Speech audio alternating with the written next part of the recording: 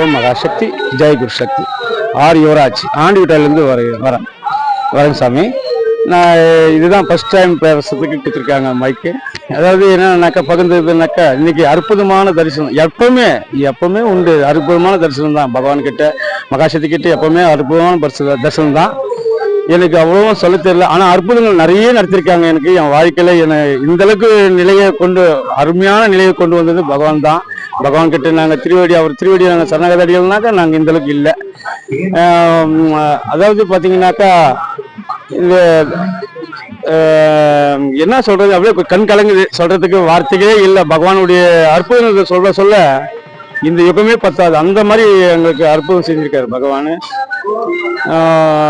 இன்னைக்கு இந்த தரிசனத்தில் பார்த்தீங்கன்னாக்கா ஒரு பிரசாதம் அதாவது அரிய பிரசாதம் இது எங்கள் கையில் கிடச்சிருக்குது. இன்னைக்கு எல்லாருக்கும் ஒவ்வொருத்தருக்கும் பகவான் மகிழ்ச்சி ஆனந்தமாக ஒவ்வொருத்தரும் மறந்துட்டாங்க இந்த தரிசனத்தில் கலந்து. இன்னைக்கு இது எங்களுக்கு தெரியாது.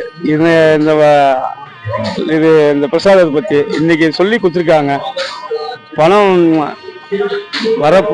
பணம் பெருகுவதற்கும் பெருகின பணம் தங்குவதற்கான இந்த பிரசாதம் கொடுத்துருக்காங்க.